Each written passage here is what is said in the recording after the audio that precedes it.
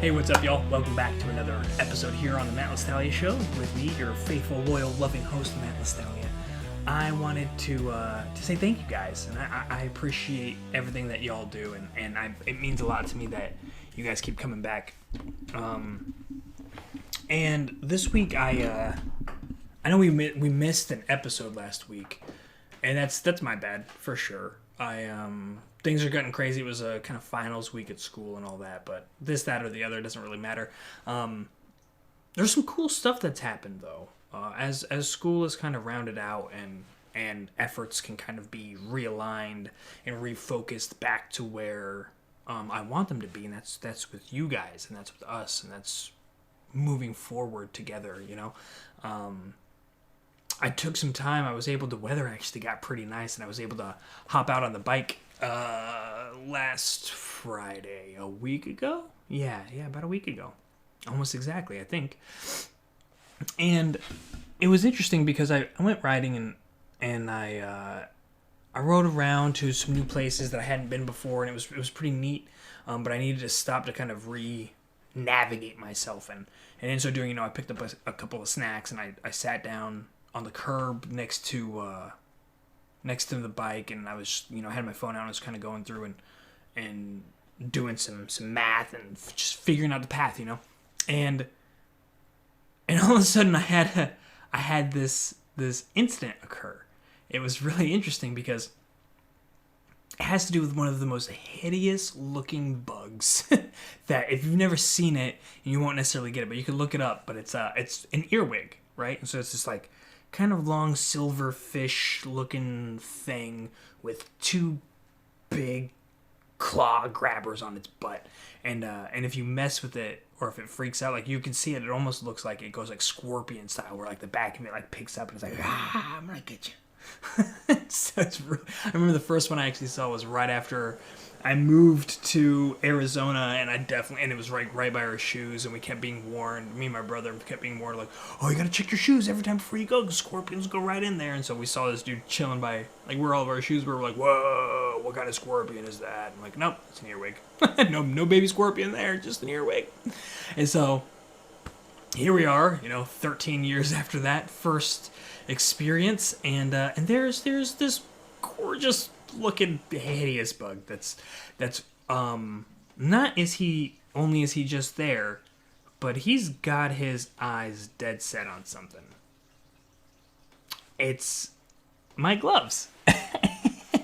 They're sitting there on the ground. In between me and the bike it goes me, my gloves, my backpack, the bike. And so this little dude, and while it was nice, it was windy, and like I'm looking down at this guy and just kind of like watching him. I see him beelining straight for my gloves, and the only thing that I can really think is that they're heated gloves, and so I'm halfway guessing that maybe he can like sense the heat, he can feel it, and he's like, dude, it's freezing out. Like I'm going to that stuff. And so I'm like, hey, respect, but you're not going in my fucking gloves. And so he's getting close, and then I grab the gloves out in front of him, and he stops. He's like, oh man, is something gonna eat me? Is something gonna kill me? Do I need to change course? After waiting for half a second, he figured out, no, yes, right? And so he took off, and the next thing, it was like, and this is like this part of the lot, there's nothing there. There's nothing around. It's just me, my gear, the bike, and Ugly Bug, right? it's us. It's me and him. That's it. And he looks around, and he sees the backpack. And this dude just beelines straight for the backpack. And I get it, man. You're looking for cover. That's probably warm too, and he's going, and as he's getting closer, I go and I grab the bag out of the way, and then again he freezes, not moving an inch. And I'm seeing like the wind, it's like picking up the gravel, and it's like I can only imagine from his perspective on the ground, he's just all these little bits of leaves are just like flailing against his body, and like all of these bits of gravel are just impaling him from the side. And he's there, and he's like, I was so close. And then I was so close again. Ugh. he literally he stood there just chilling, just waiting. Like, what the crap? And he takes off for the bike. And I was like, half of me was like, I'm about to crunch this dude. And then I was like, nah, I'm gonna let him go. I'm gonna let him do his thing. And he went, you know what he did? He went right up to the bike. He went right up to one of the front wheel, and went right up to the tire, to the tread, and he just stopped, just like right underneath of it. And I swear this dude was just looking to get a little reprieve from the wind, just blasting him from the side. It was so absurd. But it was really interesting because it made me think. It made me think about us and what we do in those types of situations, because I'm sure that everyone can relate to that in some way, shape, or form.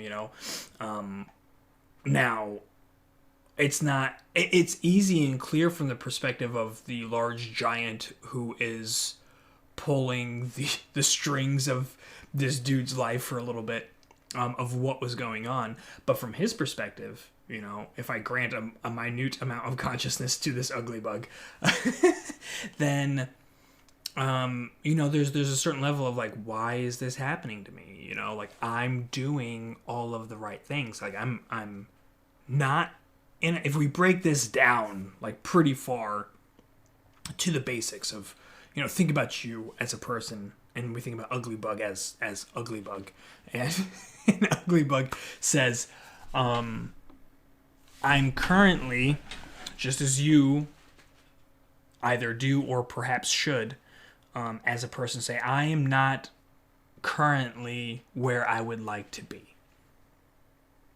I know that action is required for me to get from where I am to where I want to be.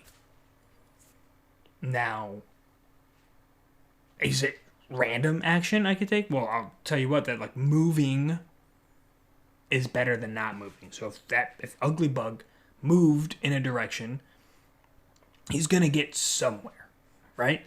If ugly bug doesn't move, there's no chance that he gets anywhere, no chance that he gets cover from the wind. So, generally speaking, movement, action, decision is better than lack thereof, right? So, I think we could start with that as kind of like a baseline. But not only did Ugly Bug do this, Ugly Bug also looked out and saw something. He had purpose. He had direction. He had, he was motivated to get out of the wind. He saw a place that he could go to do that, and then he pursued it.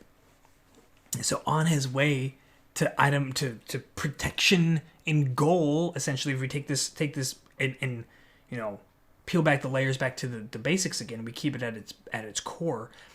He's working towards his goal, and then in front of his very eyes, the goal that was there is removed.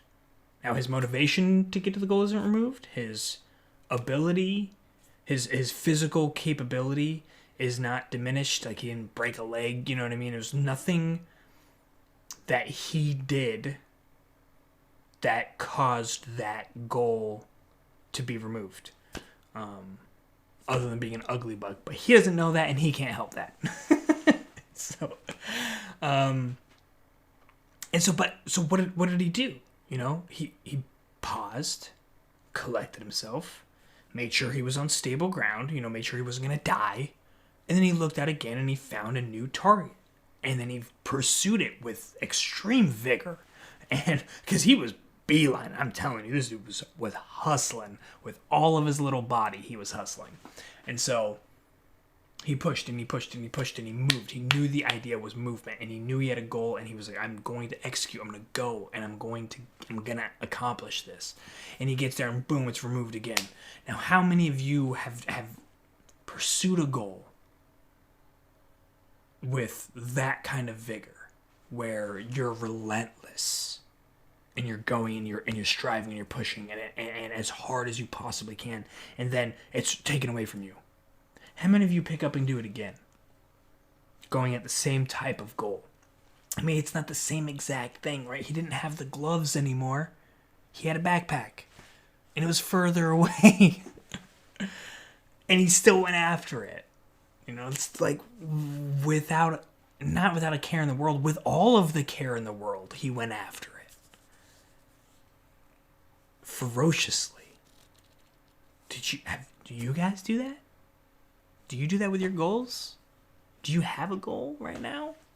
Do you have something right now that you're actually striving for? Ugly Bug did. Ugly Bug had his goal removed from in front of his face. Whoop. From all intents and purposes, from his perspective, from God. So God came down and removed his goal from him. And removed his next goal from him. And then, what do you do? What would you do if a being from...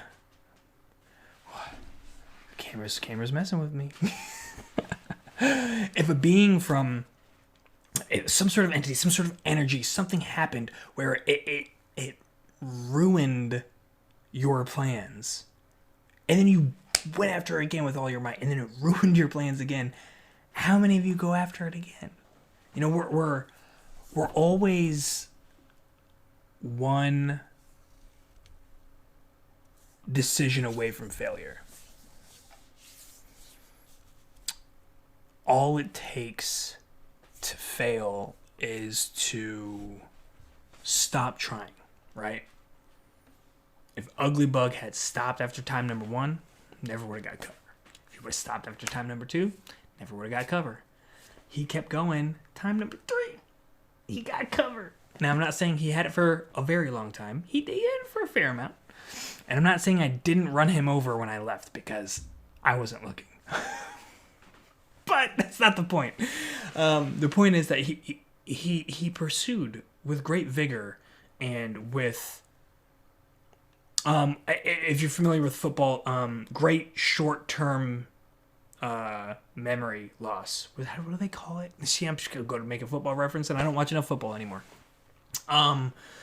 When a quarterback throws an interception, you know, you're throwing the ball and the other team catches it, and they say, you know, you need to have great ability to forget. Like, you need to be able to, like, drop it and move on and keep pursuing, because your goal hasn't changed. Even though bad things have happened to you, your goal hasn't changed. Your purpose hasn't changed. You're still out there to win. And so, and it's great. Football is awesome, and sports are great because it is so specific and it's so clear. And I think that's the reason that we can all enjoy them so much, is that there is this, everyone's on the same page. We all know what victory looks like. And so it's like a shared group understanding of the rules and of what's required to get there. And so it's very interesting in that regard. And life can be a little bit more convoluted, because you have to look at what you're trying to accomplish, and then you have to, like, remove yourself from other people in that regard, because your idea of success and accomplishment may not be the same as theirs. And so when you get those convoluted, and when you accept other people's goals or other people's ideas of success, and you let those permeate your being, it's like you're trying to kick a field goal in a hockey match. You know, it's not, that doesn't math, right? Like, and so it's really, really important for you to be clear and for you to have a specific goal. And the more specific you can get, the better off you're going to be, because then the limits are defined, you know, and maybe you don't know the rules of that game entirely yet, but as you start to participate, you will. Imagine going out and playing football with a bunch of people for the first time ever, and you've never played it before. Someone throws the ball to you, you grab it, and you run out of bounds. You're trying to avoid a tackle, and you keep going. And people are like, hey, man, you can't do that. And you're like, oh, I didn't know that. Didn't realize that there were borders here. I thought we were just trying to get over there however we needed to get there. They're like, no, man, there's left and right limits. I can't go that far. Like, oh, okay, that's good to know. Now that I know that, I can take that into my plan on the next play. The problem is that that many of us will run out of bounds in the pursuit of a goal, and then be told no, you can't do that. And when I'm saying be told no, this isn't necessarily by other people. This is like by the measures of success that are in place. So like if you are trying to lose weight and then you take an action, you're like, well, I've heard this really great thing about a carb only diet, and this isn't, that's probably a real thing, right? Everything when it comes to food is like a real thing. But like, I'm only gonna eat white bread and noodles and sauce covered in chocolate. Like I heard that that's great for weight loss. And then you do that and you're like, oh man, I'm gaining weight. You're like, oh well, that's like a rule, right? You're like, oh well, that's running out of bounds. Let's not run out of bounds. Let's all right, readjust, right? It's not, at that point it's not, oh well, I tried and it didn't work, so on to the next thing. It looks like I'm just gonna be fat. That's not required, actually.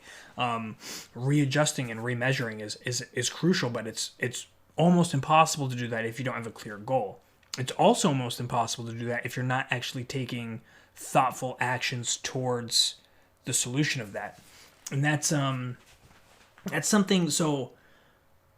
It's interesting. Little sidebar. I've heard more and more people get interested into the idea of stoicism. And if you are not terribly familiar with this show, then maybe you won't know. But like one of the undergirding, like foundational principles for this show is stoicism. It's like a pillar of what we do here is we facilitate stoicism, and to sum that up, to give it like its shortest version, it's focus on the things that you can control, identify the things that you cannot control, and don't take action and don't waste time on those. Spend all of your time and invest all of your energy into the things that you can control or at least influence. And even that variation at the end is really tenuous, we'll say, in the community. My problem with that and with stoicism is my same problem that I have with every other kind of philosophical thought process, religious, socioeconomic, whatever it may be. It's the same problem where we don't take into consideration the human aspect of it, and so if we're not taking in the consideration that we're human, then we're going to be setting up a system for failure. It's like trying to kick a field goal in a hockey match. Like you have to realize the sport that you're playing. You have to realize that you have sticks, and you don't have a football. And so when it comes to humans, you have to realize that you're human, right? And whenever you're devising a plan, whenever you're coming up with something, it is not beneficial for you to make plans in such a way that do not take that into consideration. And that's my problem with the Stoics. But of all of the systems and all of the thought processes and all of the philosophies that exist that don't take that into consideration, they're like the second, they're like number 2 of like the top of the list of the people that kind of get closest to taking into consideration our human nature, of the fact that we're human. And I say that because number 2, they're not number 1, because they don't really provide a path. They don't really take advantage of the fact that you're human. They acknowledge the fact that you're human, and they say, you do this. You focus on things that you can't control, and you focus on what people think about you, and you care about that, and you need to not do that because that's not helpful. You need to focus on you. Like, cool, that's great. However, it's like any other, like, you should lose weight. That, to me, that's what that's like. Like, yeah, I know. How do I do that? What? That's not what we're talking about, okay? We're just saying that being overweight's bad. You shouldn't be overweight. You should be in shape. You should be fit. Like, cool. How? Like, and that's kind of where this show comes in, and this is where I come in to try to help create those linkages, to try to get us to the point of a generalized philosophical understanding of these good things. That's why it's a tenet. It's why it's a pillar, because it's really good stuff. You know, it's just not complete. You know, it doesn't provide you the way. It just provides you with great motivational like philosophy and stuff that can really kind of shift you at the core of like, oh wow, that changes the way that I think about things. And when your ideas change, you know, you can change your actions. It's hard to be motivated to take actionable change and energy towards something if you don't buy into the idea, if you don't buy into why it's important, you know, then why would you? Like, there's no real reason to do that. And so that's where these skills come in, and that's where we show you, like, I've created a training on how to change your mind, and it's tangible, it's real, in the sense that like it actually addresses how you're currently wired versus how you could be wired, right? So it's where you're at and where you want to be, but it's also like builds the bridges, builds that paths of how you actually get there. Not just, hey man, you should probably change the way you think about some stuff. No, that's not good enough. That's not good enough for us these days. And it's not good enough for y'all. I think it's really important for us, especially right now, to take these things into consideration, especially because when we're trying to figure out what our next step is and our next goal is, and we're trying to be better, if we've already acknowledged that we're not all that we could be, it's very easy to look around, especially now. It's very easy to look around and see all these people who are doing really well. Like, oh my God. And it's so blatant now that it's Christmas time and we live in a world of Amazon. You just see these packages being delivered to people's front doorsteps in like these huge amounts, and people driving around in nice cars. And I mean, and maybe you're in a place where you have a great network and your family's wonderful. And you know, like, this is a great, fulfilling time of the year that's, you know, you're full of gratitude and giving, and just like the feeling and energy of grace is like uplifted in you and thus like everyone around you.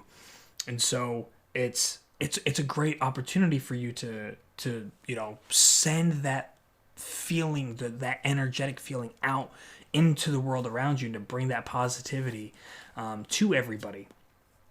But there's a portion of us out there that are seeing all of this, and it's stressful, right? And you're seeing like, oh, I can't do enough, and I wish that I could do more for my kids or my family, and I don't really have that network, and you know, like, and it can really start to dredge up these feelings of self-doubt and stress, and even resentment and anger and confusion, you know, just this, and getting to a point where like you become very hateful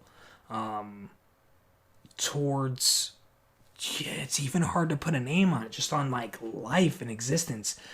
And the thing that I would say is that, you know, we often do the thing where we focus on other people, and because it's so much in our face.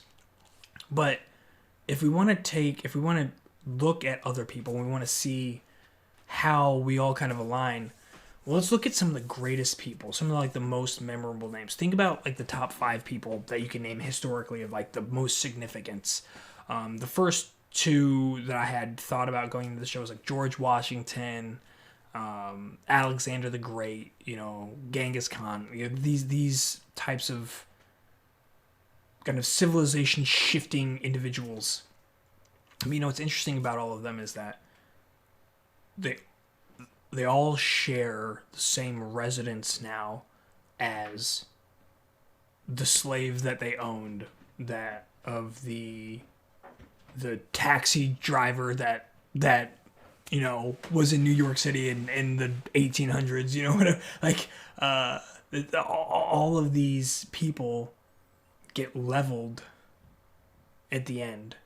It's like we're not all separated. The things that you see and the things that people have don't separate you throughout time and space, right? It's there's a great equalizer, and it's there's sitting there and focusing on all of these things that these people have. They're going to the same place that you are, man. And so with knowing that that's like the end state for all of us, focusing on them and where they're at and their path to get there is it becomes, for me, when I thought about it the first time, it was like silly. I was like, oh my gosh, like why? That's insane. Like I have my own track, and like no one else can live my life. No one else, like even if I wanted them to, like even if they wanted to, there's nobody that could do it.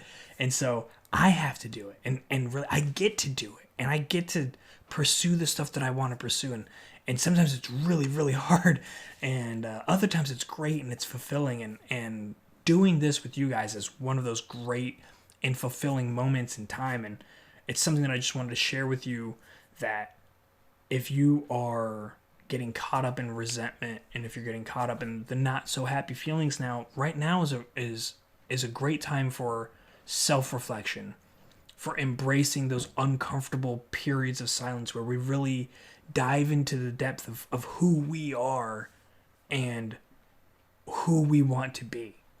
And what is that gap? Where do we need to dive into? Where do we need to go to find, to draw out that person, to draw out that reality? We don't know what it's going to take, but nobody does. And the only way, and I'll tell you what, the ugly bug did not know what it was going to take to get from the gloves to the backpack. And the ugly bug did not know what it was going to take to get from the backpack to the bike. He didn't know. He just knew he had to move. And so that's what I recommend for you guys to do. Right now, it might be hard. It might be dark. Shoot, it might be great. But I ask you to move. I ask you to take an action.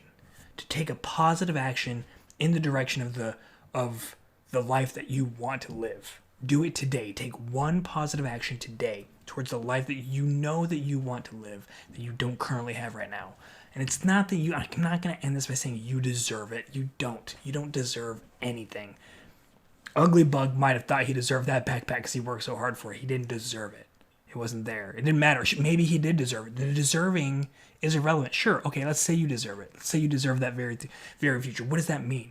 Does that mean somebody's going to give it to you? No, you got to get it. Regardless of what it takes. Regardless of if the gloves get pulled out, if the backpack gets pulled out, you gotta go. You gotta move. Movement is the answer.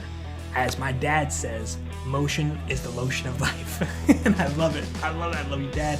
I love all of you guys, and I will see you guys here again next week for sure, without fail, on Friday. Moving to Fridays, officially. That is when the show will be. Thank you guys, and I will see you here next week.